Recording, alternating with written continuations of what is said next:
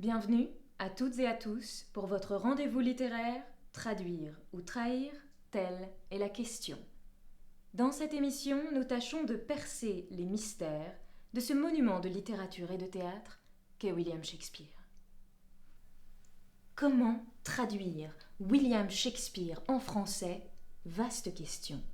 Et pour s'y atteler, nous avons fait appel aujourd'hui à 3 traducteurs chevronnés que je vous présente, en commençant par le plus contemporain d'entre eux. Il nous a livré de magnifiques pages où résonne une grande force poétique, Monsieur Yves Bonnefoy. À ses côtés, un non moins illustre auteur. Il a été notamment le traducteur des œuvres de Shakespeare dans la prestigieuse édition de la Pléiade, Monsieur André Gide. Et enfin, il nous fait l'immense honneur de sa venue, car ce fut un long voyage pour venir jusqu'à nous sur ce plateau. Et pourtant, mesdames, messieurs, le voici, François-Marie Arouet, dit Voltaire lui-même.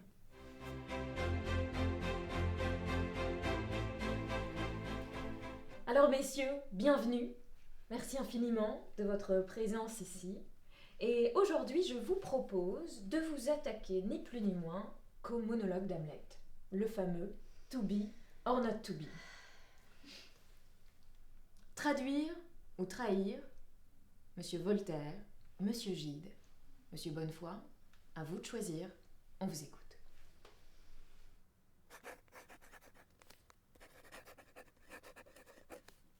To be or not to be? That is the question.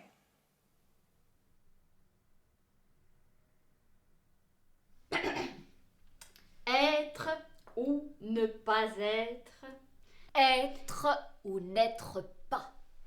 Telle est la question. C'est la question. Oui, alors n'être pas... Je pars de l'être et la naissance de l'être, une dimension à la fois métaphysique. Oui, mais justement, cher confrère, n'est-ce pas là un peu grossier d'appuyer justement... Demeure. Il faut choisir. Et passer à l'instant de la vie à la mort et de l'être au néant.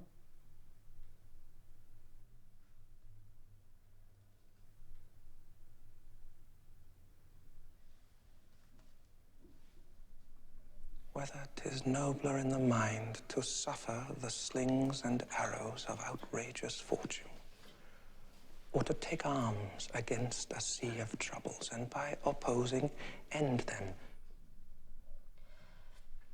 Est-il plus noble pour une âme de souffrir les flèches et les coups d'une indigne fortune? Y a-t-il pour l'âme plus de noblesse à endurer les coups et les revers et les revers d'une injurieuse fortune? Ou de prendre les armes contre une mer de troubles? Contre une mer de troubles, et de leur faire front et d'y mettre fin. Oui. Ou à s'armer contre elle pour mettre frein à une marée de douleur. Mettre frein? Bravo, alors celle-là, on n'y avait pas pensé. Dieu juste! S'il en est, éclairez mon courage. Faut-il vieillir courbé sous la main qui m'outrage, supporter au finir mon malheur et mon sort? Qui suis-je? Qui m'arrête?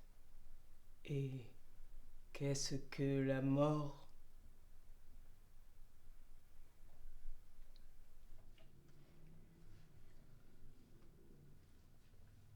To die, to sleep, no more. And by a sleep, to say we end the heartache and the 1,000 natural shocks that flesh is heir to, 'tis a consummation devoutly to be wished. Mourir. Oui, mourir. Dormir. C'est tout. Rien de plus. C'est la fin de nos mots. Mais oui. Ah. Hein? terminer par du sommeil la souffrance du cœur. Oui, calmer enfin, dit-on, dans le sommeil les affreux battements du cœur. C'est un sommeil tranquille. Mais oui, Absolument. c'est bien le dénouement qu'on voudrait, et de quelle ardeur! Oui, quelle conclusion! Des mots héréditaires seraient plus dévotement souhaités. Seraient plus dévotement souhaités?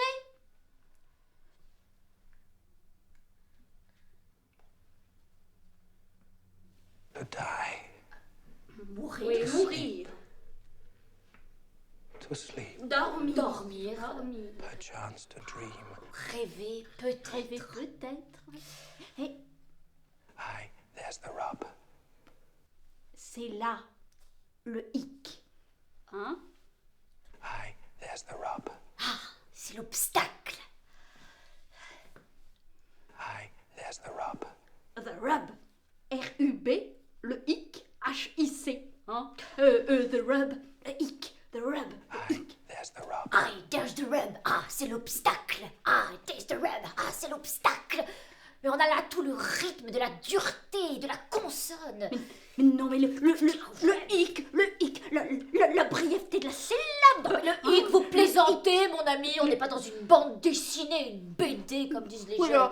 alors, pardon, mais avec vos éructations, Mais- l'obstacle.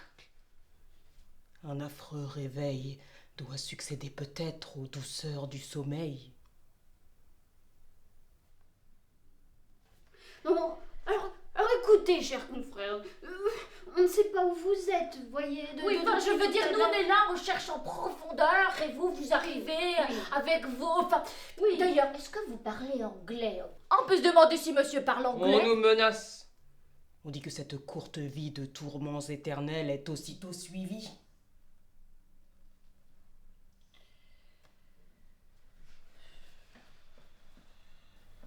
For in that sleep of death, what dreams may come when we have shuffled off this mortal coil must give us pause.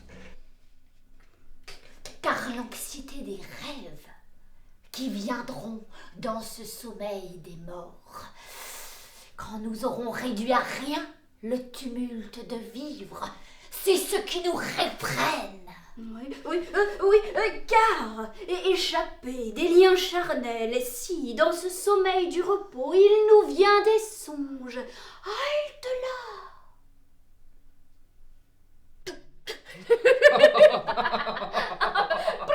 Halte là, circulez, y a rien à voir.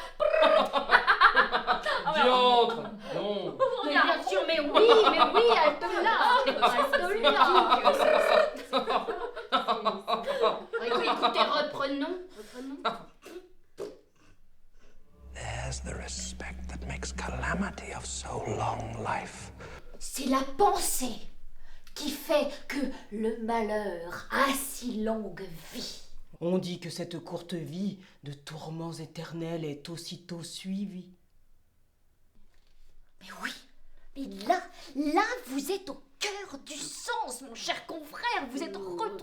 Écoutez, non, alors écoutez, oui, car sinon, qui supporterait du sort les soufflets et les avanies, les torts de l'oppresseur, les outrages de l'orgueilleux, les affres de l'amour dédaigné, les remises de la justice, l'insolence des gens officiels, les rebuffades que les méritants rencontrent auprès des indignes? Alors, qu'un petit coup de pointe viendrait à bout de tout cela. When he himself might his quietus make with a bare bodkin.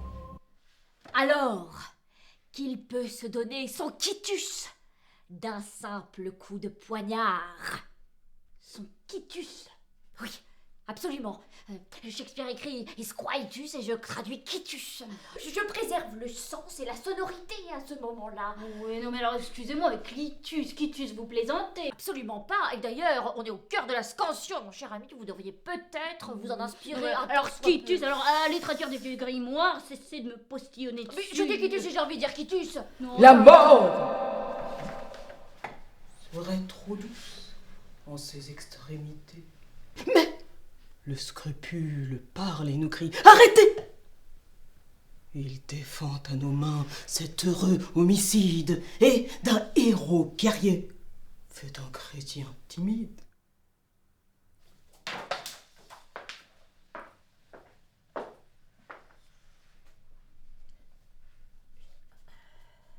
Quitus. Shakespeare a écrit His quietus. Arrêtez de m'importuner. Oui, non, mais alors qui utilise encore le mot quitus? Je le dis franchement, demandez aux spectateurs, mesdames, messieurs. Et qui vous utilise alors, encore le avec mot vos quitus? haltes là, mais mettez le frein, mon cher André, retournez dans votre poste d'aiguillage et on s'en portera bien mieux. N'est-ce Non, pas, non, Émilie? alors, On s'en portera bien écoutez, mieux. mon cher Yves, c'est Shakespeare, c'est de la langue vivante, c'est de la langue vivante. Il faut parfois savoir perdre son latin. Mais je ne le dis perds pas mon franchement. latin. Et si vous continuez comme ça, mon quitus, vous allez le sentir passer. Qu'est-ce que c'est? Telle est la question. Être ou bien ne pas être. Non, mais alors, écoutez, si tout le monde s'y met. Ça pourra pas être pire. À savoir si l'esprit de lui-même est plus maître, en supportant les coups, les flèches du destin, plutôt qu'en se cabrant sur des soucis sans fin, s'anéantir. Être ou n'être pas? Voilà la question. Non, non, non, mais franchement. Que faut-il admirer? La résignation, acceptant à genoux la fortune outrageuse, ou la force luttant le calme aux tempêtes? Écoutez, vous êtes assermenté. Oui, montrez-nous votre carte. Oui, la traduction n'est pas un jeu. Translation is not a game. Oui. Écoutez, ça n'a aucun rapport. Qui a organisé cette émission? Je le demande. Mourir. Dormir. Pas davantage. Rien de plus.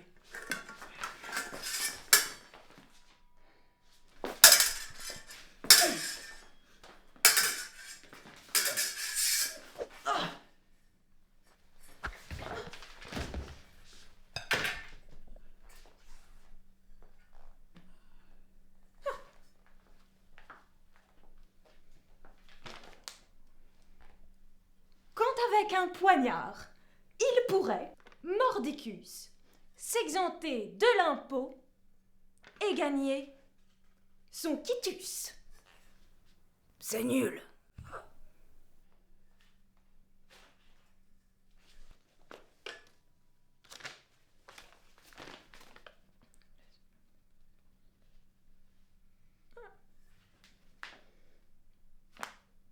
Quand un fer aiguisé donne si bien la paix. À vous, les studios.